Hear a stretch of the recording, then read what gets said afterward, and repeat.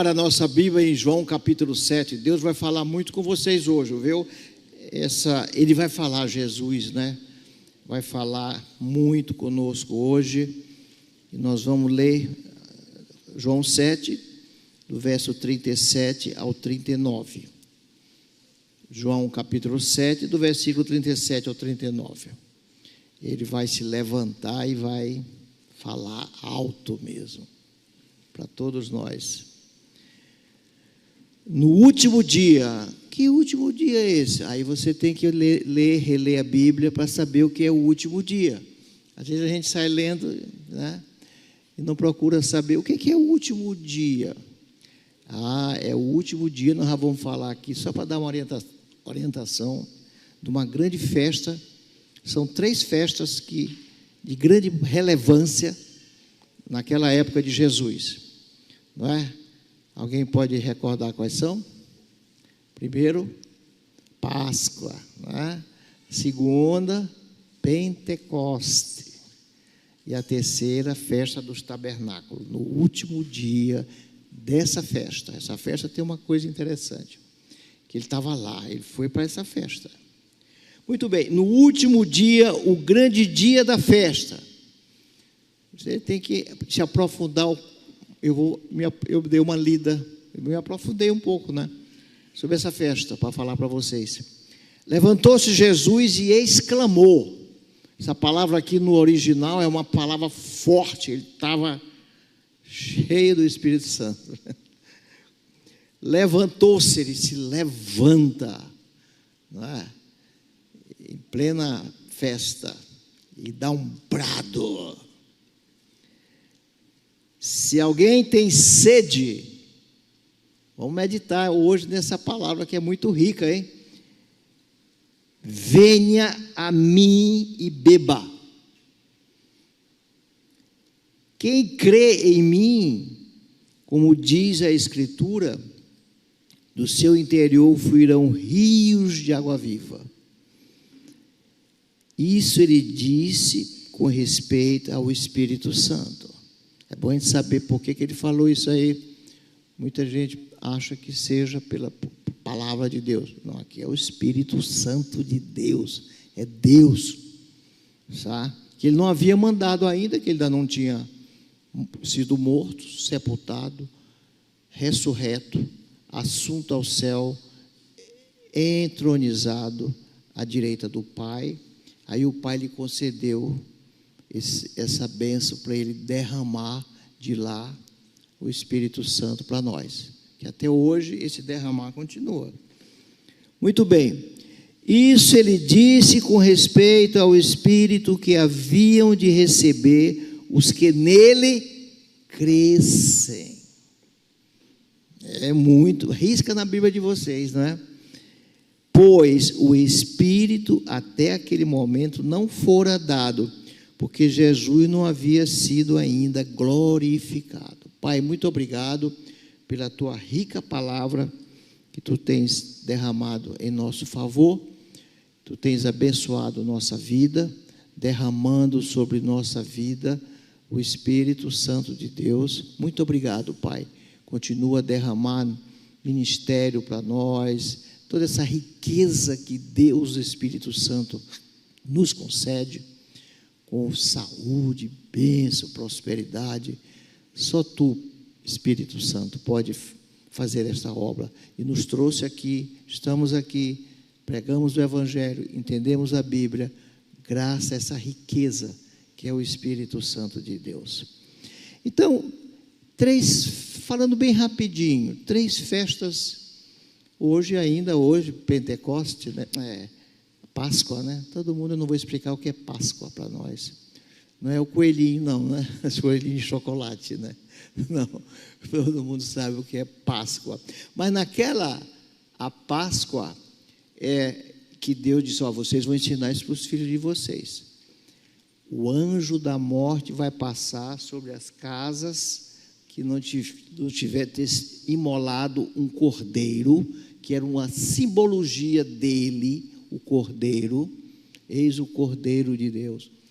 Vocês vão imolar um cordeiro, passar o sangue na casa. O anjo vai passar em todas as casas do Egito, e a quem não tiver aquele sangue nas casas, olha a importância do sangue, gente, nas nossas casas, hein? Vamos colocar esse sangue derramado nas nossas vidas, nos nossos filhos, na nossa família, na nossa casa. Deus ama a família, ama a casa nossa. Não é só a mim, não. Ele quer ver minha família. Não, cabe a mim, não é? Nós não vamos falar isso hoje, que não é dia de falar disso hoje. Então, a festa da Páscoa está muito bem explicado lá em Êxodo 12, de 22 a 27. Vocês depois deem uma lida lá. Primeira grande festa. A segunda grande festa que a gente precisa ter a visão, Pentecostes, 50 dias depois da Páscoa, mais ou menos em outubro, não é?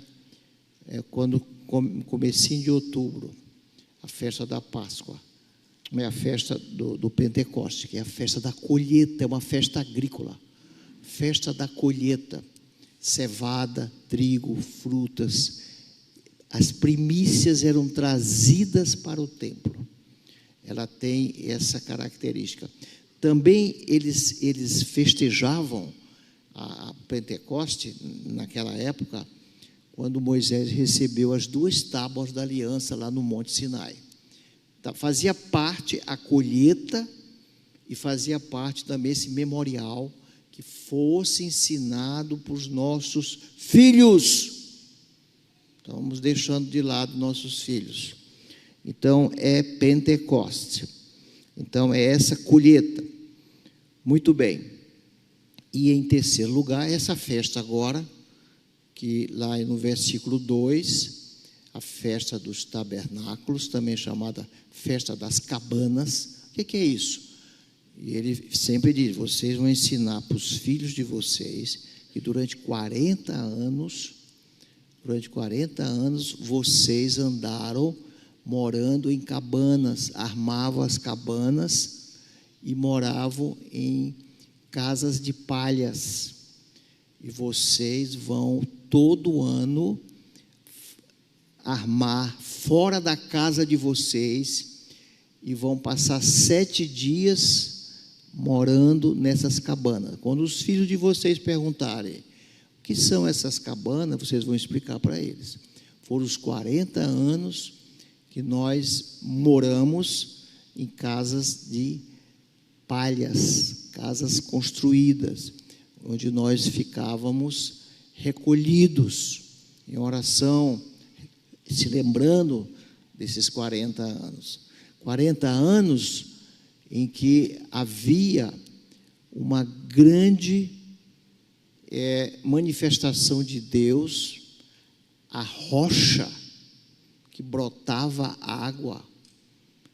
A rocha é Cristo. 1 Coríntios capítulo 10, versículo 4. Essa rocha é Cristo. Moisés fere a rocha e dela vai fluir rios de água viva, uma fonte a jorrar. 40 anos, meu irmão. E essa fonte é Cristo. Muito bem, então, essa festa dos tabernáculos, ela tem essa história. Todo dia, uma procissão, não é? Saía, ia até Siloé, a fonte de água, uma fonte de água a jorrar, Siloé, que os teólogos dizem, Jesus é o Siloé da salvação, é uma fonte a jorrar, certo? Então, pegava o sumo sacerdote, pegava um vaso de ouro, enchia de água da fonte de Siloé, e ele entrava no templo e jogava essa água, uma procissão, cantando, louvando, adorando, em grande alegria. Era uma festa popular muito simpática, alegre, feliz, cantando trombetas, instrumentos musicais, e eles vinham cantando, louvando, cantando uma música que está lá em Isaías. Eu já vou dar o versículo para vocês, Isaías 12, versículo 13, mais ou menos assim, vou já confirmar para vocês. Então eles cantavam esse louvor. Também alguns hinos de 15 a 18 eram muito cantados nos salmos de 15 a 18, onde uma procissão muito alegre, muito feliz, muito agradecida, cantando, louvando e adorando a Deus. Isso todo dia, e todo dia eles imolavam um cordeiro, todo dia, durante 7 dias. No 7º dia, eles faziam essa procissão 7 vezes. 7 vezes essa procissão saía, ia até o tanque de Siloé, pegava com o sumo sacerdote, os sacerdotes do templo e o povo cantando, louvando, adorando, e jogavam a água no altar de sacrifício, onde o cordeiro era imolado, limpava aquele sangue do altar. Durante 7 vezes eles faziam isso e imolavam 7 cordeiros. Então essa festa era uma festa muito famosa, muito popular, muito agradável, e Jesus estava presente lá nessa festa, totalmente relacionada com a fonte de água viva, que é Cristo, não é? Então nós vamos dar uma lida aqui e vamos tentar entender, certo, o que é essa passagem. No último dia, o grande dia da festa, por causa disso, eram 7 procissões. Levantou-se Jesus e exclama, fala alto, audível, não é? Uma voz retumbante, atraindo a atenção da multidão.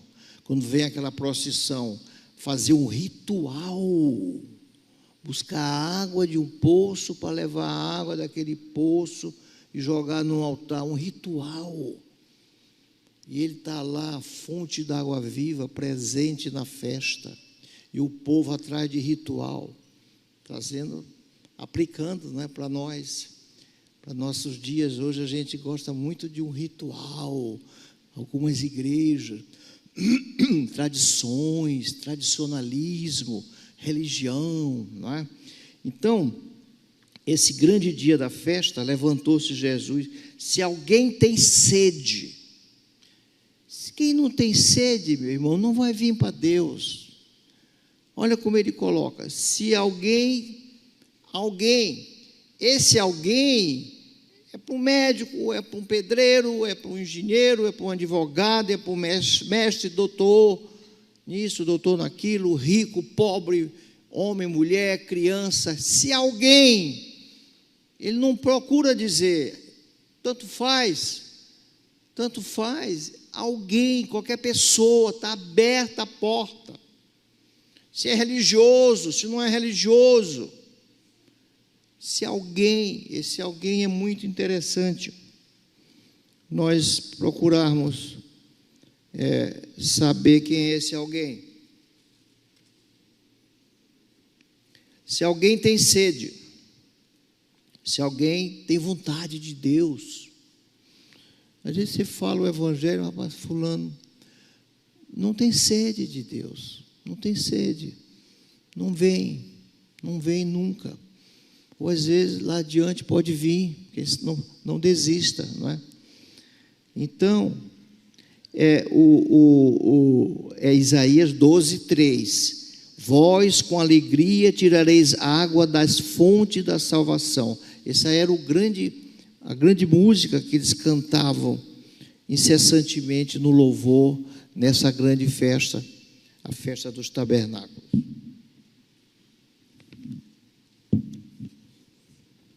Muito bem, então a sede é algo muito importante, é um convite universal, é um convite para todas as pessoas, é um convite. Se você se sente vazio, se você se sente, não é, com sede, aquela mulher samaritana, sede, não tinha o que beber. Aquelas pessoas escolhidas, os apóstolos, foram escolhidos com certeza porque tinham sede de Deus. Mas se você não tem sede, esse alguém não adianta você chamar. Ele não vai vir, não quer ser saciado. Ele prefere ser saciado com viagens. Ele prefere ser saciado. Eu tenho minha religião, eu nasci numa religião, eu tenho relacionamento com a minha família que é da religião tal, eu pertenço a uma célula. Não produz nada, não existe, não tem sede. Então,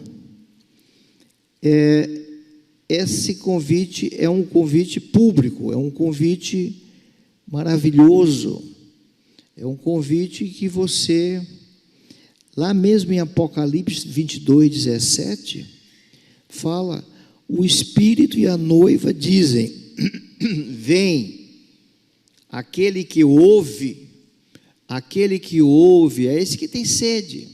Aquele que ouve, vem. Jesus está mandando ele vir. É importante a gente ver isso aí. Certas coisas precisam ser meditadas. Venham. Não é? Engraçado, né? Eu já vou falar do detalhe aqui, que ele é que toma a iniciativa. Aí vem aquela procissão num ritual, e ele toma uma iniciativa, dá um começo, tem uma iniciativa para com aquelas pessoas. Então, você vê aí essa iniciativa de Deus, nada mais é do que a soberania de Deus. É o Deus soberano que está mandando vir, que ele vai resolver o problema. Soberania de Deus. É Jesus quem convida, é Ele que faz toda a iniciativa. Ele ficou esperando a mulher samaritana, ela apareceu, e ele pediu água para ela, ele estava mexendo com ela, sabia que ela tinha sede, e ela disse, mas tu não tens com que tirar a água. Jesus disse assim, se tu conhecesse o dom é o Espírito Santo, gente. Esse dom, se tu conhecesse, tu pediria água e tu nunca mais teria sede. E esse dom, esse Espírito, é uma fonte de água a jorrar por toda a eternidade. E ela diz, me dá desta água. Olha como ela quer. Ela quer saciar a sua sede. Aí ele vai em cima do arrependimento, que é importante. Olha a responsabilidade humana. A responsabilidade humana.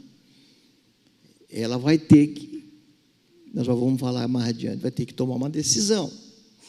Há uma soberania e, segundo lugar, responsabilidade humana. Moisés lá no deserto, eu gosto muito desse versículo, quando ele está lá falando lá no deserto, depois que ele faz 3 discursos, ele diz, agora vocês tomem uma decisão, escolham, vida ou morte. Vocês já leram lá em Moisés, capítulo 30 ou 31, não é? Versículo 19, por aí. Então ele manda que o povo tomasse uma decisão. Vocês é que vão decidir. Decidam. Como quem diz assim, quem tem sede, venha. Decida. Então a responsabilidade humana é muito importante. Depois que ele coloca o arrependimento, um momento de reflexão da pessoa, com a sua responsabilidade diante dele, com a soberania dele, para salvar, não é? Ele diz, vinde a mim. O que ele está dizendo com isso, vinde a mim? Ele está dizendo o seguinte, eu quero que vocês tenham comigo uma religião? Não. Um momento? Não. Uma relação íntima e pessoal com Ele. Jesus chama Os que têm sede, ele toma a iniciativa, ele tem a soberania de Deus, ele coloca a tua vida no altar para reflexão, e ele diz: agora eu quero que vocês venham ter um relacionamento comigo. Olha a importância disso, gente. Vocês têm falado isso nas pregações do Evangelho, quando você está pregando o Evangelho para a pessoa, às vezes você fala muita coisa, não é? De dádivas, presentes e outras coisas que não são bem aquilo que Deus quer que você fale. Ele não está falando para você aderir a uma religião, a um grupo cultural, a um segmento teológico. Não, ele está se colocando como a água da vida.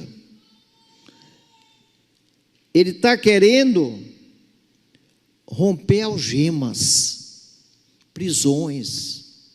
Você está preso numa ideologia, está preso numa religião, está preso num movimento social, você está preso numa tradição. Ele quer romper com isso. Ele quer que tu venha a Ele, para um relacionamento pessoal com Ele. Ele é o caminho, Ele é a porta, Ele é o pão da vida, não é? Depois tem um versículo que eu quero ler com vocês, que é Isaías 55, versículo do número 1. Venha de graça, venho. Ele está falando, coma, é de graça, beba, é de graça. Ele está falando dessa passagem aqui. O convite é de graça, é a graça bendita de Deus para conosco, com você, comigo. Então, Jesus, ele veio para salvação, né? Ele diz lá quando a mulher pega em adultério, que trazem uma mulher em adultério para ele fazer uma avaliação e uma decisão judicial. Eu sou o Salvador, eu não sou do Poder Judiciário, o que eu vou fazer? Eu não vim para isso, eu vim para salvar o perdido. Eu não tenho que tomar essa decisão não vem de mim, essa decisão pertence aos magistrados. Eu vim buscar e salvar os perdidos, eu vim dar vida a quem não tem vida, eu vim salvar. Então, gente, essa sede que nós temos que ter, vocês conhecem algo mais forte do que sede? Você pode passar, até a Bíblia fala em 40 dias, você pode passar dias jejuando, com fome, depois passa fome. Agora, sede, tu vai ter até falência de órgãos. A sede dói como que? A sede é algo que não tem como você aguentar a sede.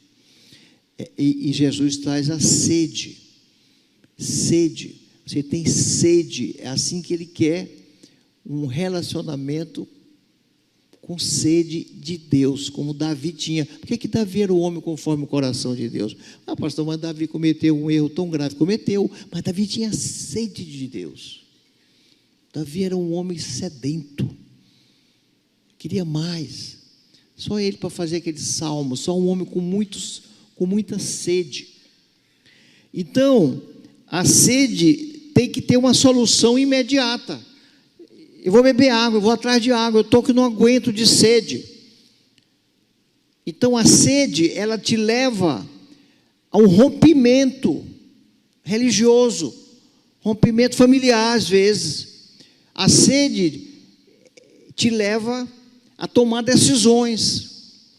A sede te leva, não é, a você romper com tradições, romper com vida em pecado, romper com o mundo aí fora, bebidas, drogas. A sede vai te te impulsionar para tomar decisões rápidas, imediatas.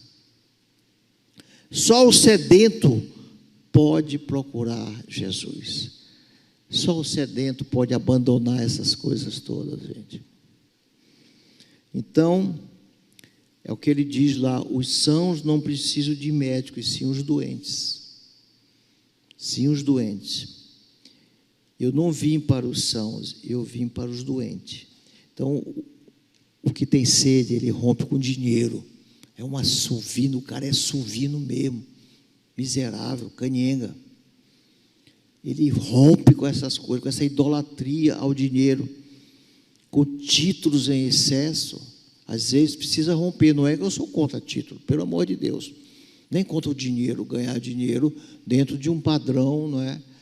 Dando a Deus o que é de Deus, não é? E a César o que é de César. Mas você vai ver que isso aqui tudo passa, não é? Então, a satisfação da alma, ela vai ser satisfeita quando você rompe. Se você não rompe, mantém, sabe?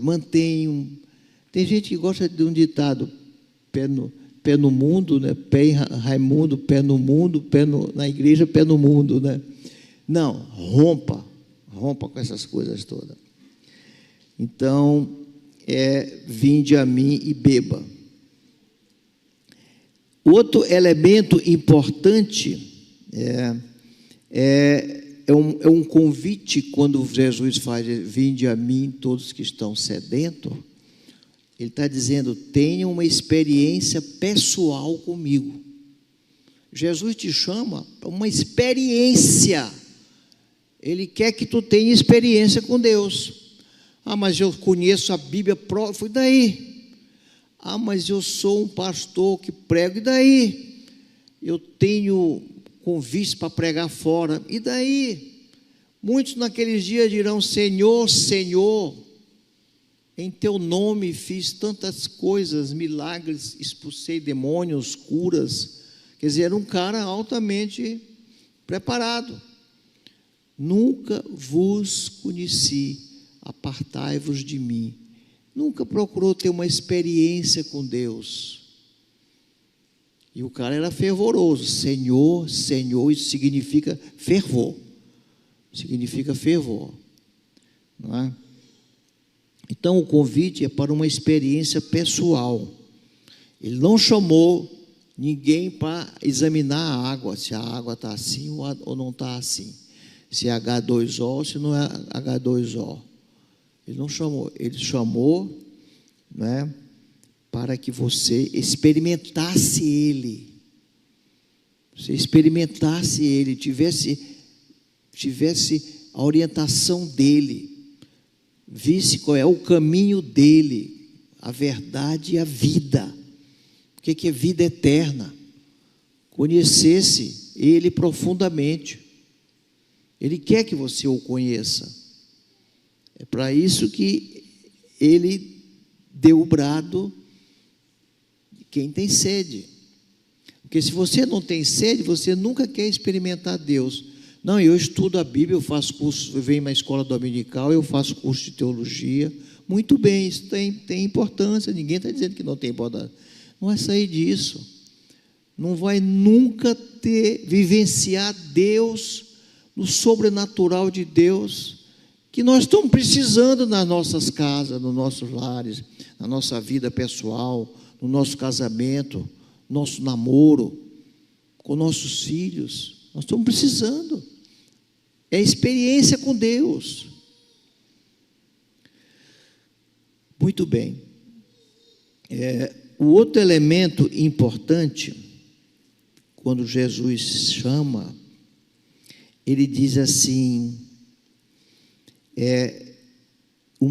eu tenho, vamos ler aqui, versículo 37. No último dia, o grande dia da festa, levantou-se Jesus e disse: se alguém tem sede, venha a mim e beba. Quem crê em mim, como diz a Escritura, do seu interior fluirão rios de água viva. Quem crê em mim, como diz as Escrituras. Primeiro, quem crê em mim. Se você não crê nele, não vai adiantar. Ele quer essa fé. Sem fé ninguém agrada Deus, não é? A gente sabe. E essa fé, ela tem que desembocar, não é? Numa vida abençoada, numa vida limpa, numa vida, como diz as Escrituras. Não vai inventar. Muita gente inventa versículo que não tem nada a ver com o que está, ou então lê o versículo pela metade, ou então lê o versículo sem ver o contexto. Esta festa, que festa? Vai ver o que é essa festa. Aí tu aproveita quais são as festas. Então você precisa ter uma visão do contexto, não é? Para não ter um pretexto para inventar as coisas. Então, como diz as Escrituras, como elas ensinam, não é? Como elas estão nos mostrando.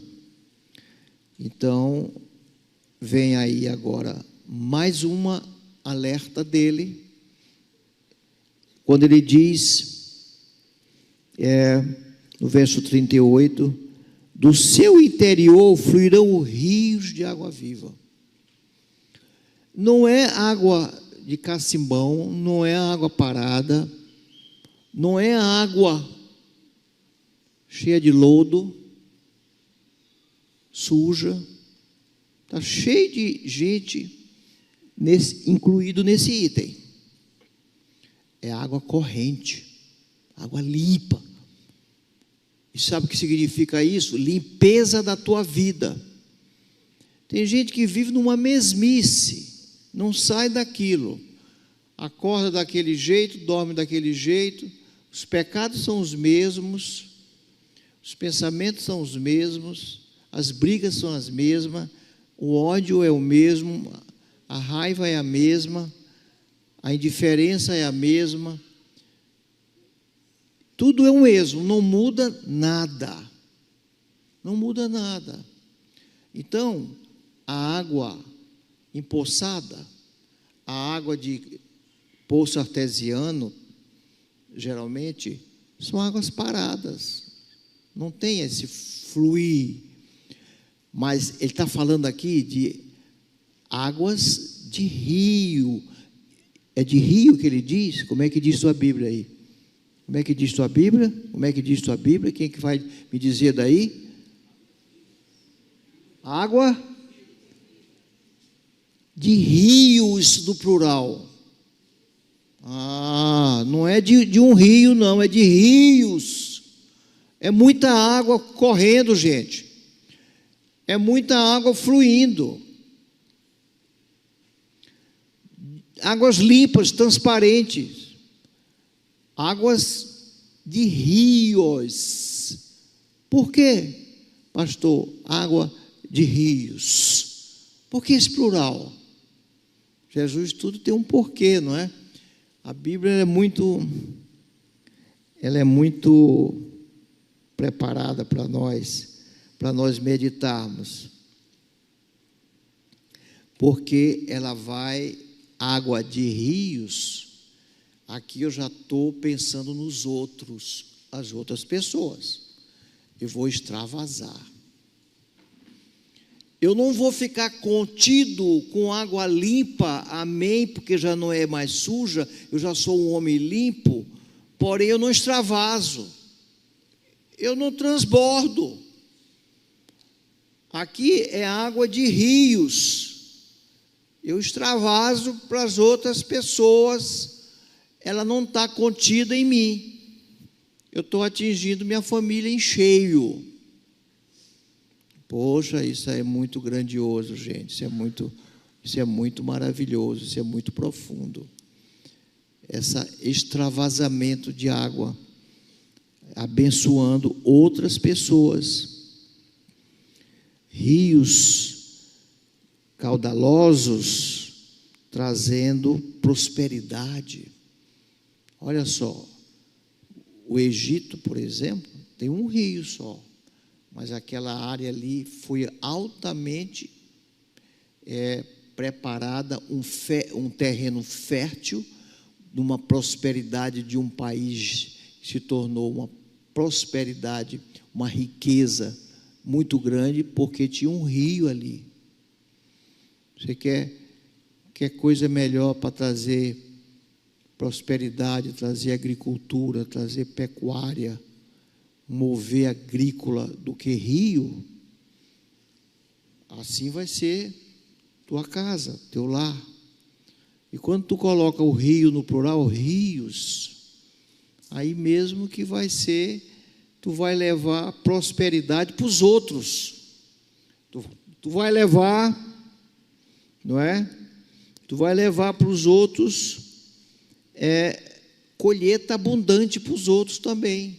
Para ti, a tua colheita é grande, e para os outros também, porque tu vai extravasar no teu irmão de sangue, teu pai, tua mãe, tu vai extravasar.